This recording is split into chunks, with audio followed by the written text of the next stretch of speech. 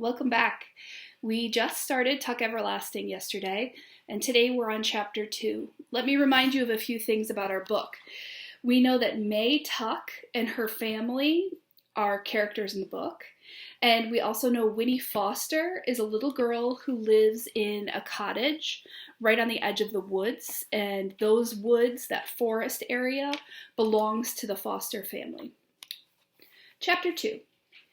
And so at dawn that day, in the first week of August, May Tuck woke up and lay for a while, beaming at the cobwebs on the ceiling. At last she said aloud, "The boys will be home tomorrow." May's husband, on his back beside her, did not stir. He was still asleep, and the melancholy creases that folded his daytime face were smoothed and slack.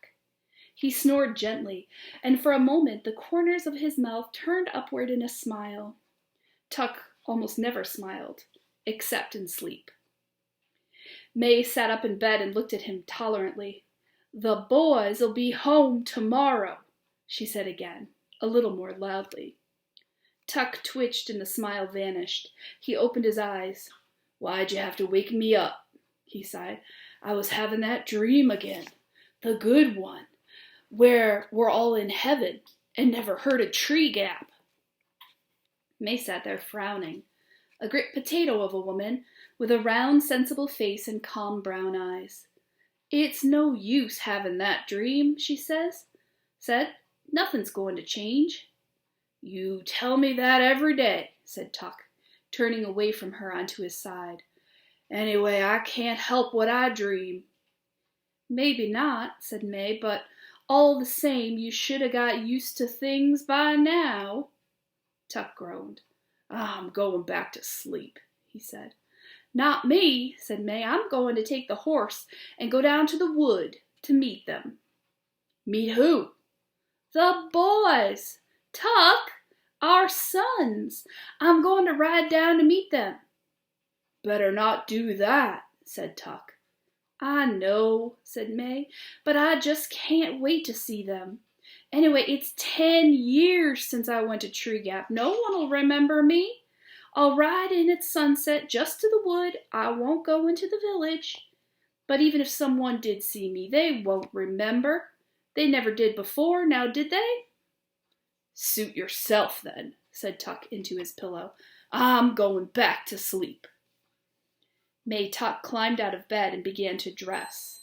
3 petticoats, a rusty brown skirt with one enormous pocket, an old cotton jacket, and a knitted shawl which she pinned across her with a tarnished metal brooch.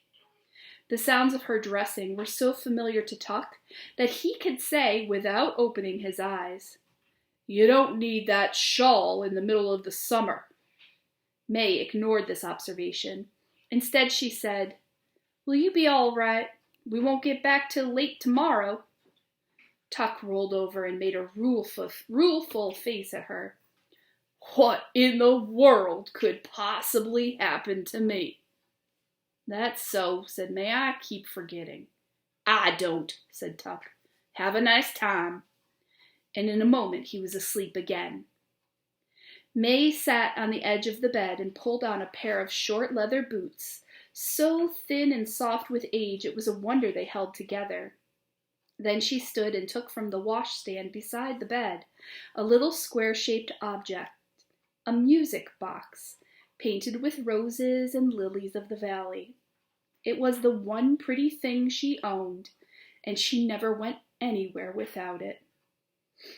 Her fingers strayed to the winding key on its bottom, but glancing at the sleeping Tuck, she shook her head, gave the little box a pat, and dropped it into her pocket. Then, last of all, she pulled down over her ears a blue straw hat with a drooping, exhausted brim.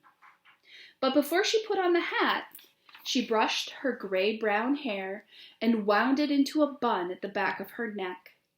She did this quickly and skillfully, without a single glance in the mirror. May Tuck didn't need a mirror. Though she had one, propped up on the washstand, she knew very well what she would see in it.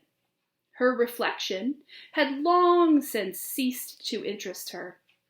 for May Tuck and her husband, and Miles and Jessie too, had all looked exactly the same for 87 years. Chapter 3. At noon of that same day in the first week of August, Winnie Foster sat on the bristly grass just inside the fence and said to the large toad who was squatting a few yards away across the road, "I will, though. You'll see. Maybe even first thing tomorrow, while everyone's still asleep." It was hard to know whether the toad was listening or not. Certainly, Winnie had given it good reason to ignore her. She had come out to the fence, very cross, very near the boiling point on a day that was itself near to boiling, and had noticed the toad at once. It was the only living thing in sight, except for a stationary cloud of hysterical gnats suspended in the heat above the road.